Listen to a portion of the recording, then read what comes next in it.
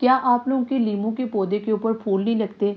अगर फूल लगते हैं तो वो फल में कन्वर्ट नहीं होते, बहुत छोटा फल होता है तो वो गिर जाता है। इसकी वजह क्या है और इसका सॉल्यूशन क्या है? आज से कुछ दिनों पहले मेरे पास एक मैसेज आया था कि मैंने अपने प्लांट को, लीमू के प्लांट को 8 साल पहले लगाया था, लेकिन आज तक इन 8 सालों में ना इसके ऊपर कभी फूल लगे हैं और ना ही इसके ऊपर कभी फल लगा है।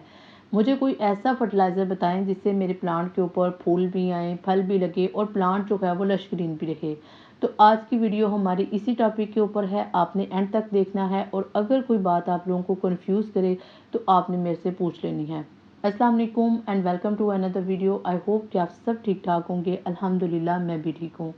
देखो, लेमन का प्लांट जो है ये एक डोमेस्टिक प्लांट है। इसे घरों में भी उगाया जा सकता है बहुत आसानी के साथ, लेकिन कुछ वजूहत ऐसी होती हैं कि हमारा प्लांट ग्रो नहीं करता, स्पेशली वो प्लांट जो गमलों में होते हैं। तो इन प्लांट के ऊपर फ्लावर तभी लगते हैं जब आपका प्लांट मैच्योर हो जाता है। कुछ प्लांट ऐसे होते हैं जो 1 साल में मैच्योर होते हैं, लेकिन बहुत सारे प्लांट जो देखे गए हैं वो 3 या 4 साल में मैच्योर होते हैं और 3-4 सालों के बाद ही वो आपको फूल देते हैं। लेकिन कुछ ऐसे भी देखे गए हैं प्लांट जो इतना लंबा अरसा, जैसे कि मेरे पास एक कमेंट आया था कि मेरे प्लांट को 7 साल हो गए हैं तो वो फ्लावर नहीं देता। उसकी वजह ये है कि वो प्लांट ग्राफ्टेड प्लांट नहीं है, वो बीज से उगाया गया प्लांट है, जंगली प्लांट जिसे कहते हैं। तो उसके ऊपर जो है वो फ्लावर लेट ही आते हैं और अगर आ भी जाएँ फ्लावर तो वो फल में भी कोई इतना खास कन्वर्ट नहीं होते। तो पहला काम जो आपने करना है, आपने हमेशा ग्राफ्टेड प्लांट लेना है। सेकंड बात जो आपके पौधे के ऊपर फ्लावर लाती है वो ये है कि इन्वायरमेंट, यानी कि जो टेम्परेचर है वो बहुत मैटर करता है। अगर टेम्परेचर बहुत ज़्यादा होता है तो लेमन का प्लांट अपने ऊपर फ्लावर नहीं लगाता, और अगर टेम्परेचर बहुत ही कम होता है फिर भी इसके ऊपर जो है फ्लावर कम ही लगते हैं। ये दरमियाने मौसम जो है वो इसके लिए बेस्ट होता है। ठीक है, तो जैसे कि बाहर का मौसम है तो ये बेस्ट टाइम है, इस टाइम इसके ऊपर बहुत अच्छी फ्लावरिंग होगी। आपने करना यही है कि जब आपके प्लांट के ऊपर फ्लावर आ जाए, आपने इसको पानी कम देना है और इतना भी कम नहीं देना कि इसकी एनर्जी भी पूरी ना हो सके। ठीक है, तो आपने इसको पानी कम देना है और आपने कोशिश करनी है कि इसको न्यूट्रन दें।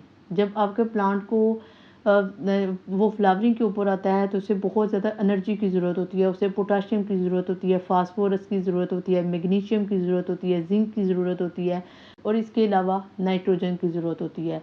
तो ये सारी चीज़ें जो हैं ये आपने अपने प्लांट को देनी है।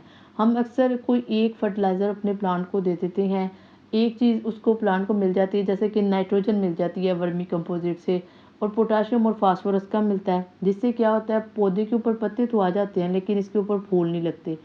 तो आपने क्या करना है, आपने एक ऐसा फर्टिलाइज़र देना है जो बिल्कुल ऑर्गेनिक हो और इसके अंदर सारे न्यूट्रिएंट हो। अब ये जो फर्टिलाइज़र है, अकॉर्डिंग टू माय रिसर्च, मैंने पहले इसके ऊपर रिसर्च की और इसके बाद मैं आपके साथ शेयर कर रही हूँ। जैसे हम किचन वेस्ट इस्तेमाल करते हैं, तो किचन वेस्ट में हमारे पास कुछ फ्रूट्स भी होते हैं, कुछ वेजिटेबल्स भी होती हैं, कुछ लीफी वेजिटेबल भी होती हैं।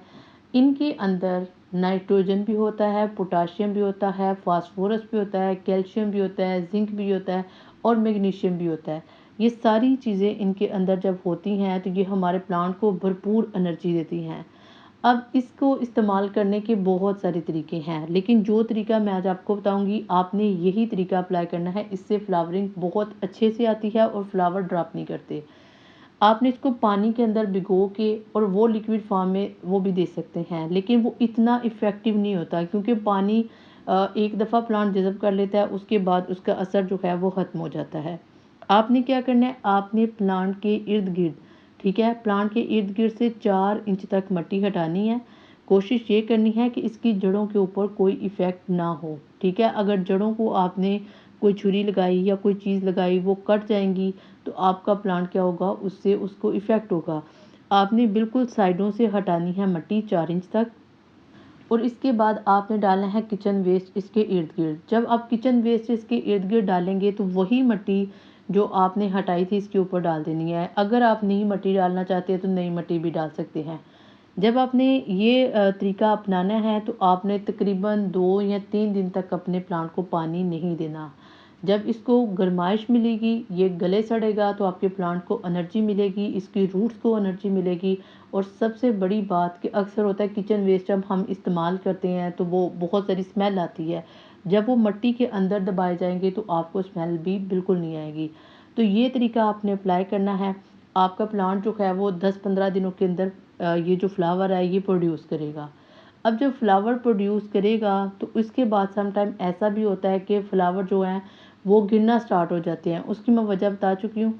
लेकिन सम टाइम ऐसा होता है कि वो फ्रूट में कन्वर्ट नहीं होते। उसकी वजह होती है कि आपके प्लांट के ऊपर पोलिनेशन नहीं हुई। अब पोलिनेशन के बहुत सारे तरीके हैं। इस प्लांट को ऐसी जगह पे रखें जहाँ पे हवा लगे, जहाँ पे बहुत सारे इर्द गिर्द चरिंद परिंद आएँ, ठीक है, जो इस प्लांट के जो फ्लावर हैं उनके ऊपर बैठें, इसका रस एब्जॉर्ब करें और जो पोलिनेशन है उसके अमल को आसान बनाएं। जब पोलिनेशन हो जाएगी ऑटोमेटिकली फल बन जाएगा। और जब फल बन जाएगा तो उसके बाद आपने अपने प्लांट के साथ क्या करना है, कौन से फर्टिलाइज़र देने हैं, वो मैं आपको कम्प्लीटली किसी नेक्स्ट वीडियो में बताऊंगी कि कैसे अपने प्लांट की टेक केयर करनी है।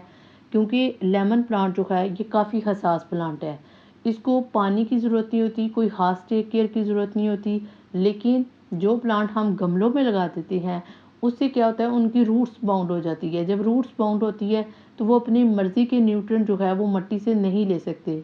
तो इसलिए हमें खुद जो है वो न्यूट्रिएंट इन प्लांट को देने पड़ते हैं। अगर वो हम नहीं देते तो प्लांट ऑटोमेटिकली हमें फ्रूट नहीं देता। ठीक है, तो जो मिट्टी में प्लांट लगाया गया होता है उसका तरीकाकार थोड़ा सा मुख्तलिफ होता है, जो हम गमले में लगाते हैं उसका तरीकाकार थोड़ा सा डिफरेंट होता है। इन दोनों बातों को अगर आप लोग समझ लें तो आपका प्लांट बहुत अच्छे से सर्वाइव करेगा। इसी तरह अगर आप किचन वेस्ट हर 10 दिन के बाद, हर 15 दिन के बाद अपने प्लांट को देते रहेंगे तो इसके ऊपर बहुत सारा फ्रूट, बहुत सारा फल और हर चीज़ जो है आपके प्लांट की अच्छी रहेगी। ये सबसे बेस्ट फर्टिलाइज़र है। आज तक मैंने आपको जितने भी फर्टिलाइज़र बताए हैं उन सबसे बेस्ट यही फर्टिलाइज़र है। तो ये मेरी आज की वीडियो थी। आई होप कि आप लोगों को वीडियो अच्छी लगी हो। अगर वीडियो अच्छी लगी हो तो वीडियो को लाइक कीजिएगा, शेयर कीजिएगा एंड कमेंट सेक्शन में मुझे आपने लास्ट में बताना है कि आपने कौन सा तरीका अभी तक अपने प्लांट के ऊपर अप्लाई किया है और कौन सा अभी अप्लाई करना चाहते हैं। आपके नींबू के पौधे को मज़ीद कौन कौन से मसले हैं तो वो हम सब डिस्कस करेंगे। मिलते हैं किसी और वीडियो में, तब तक अल्लाह हाफिज़।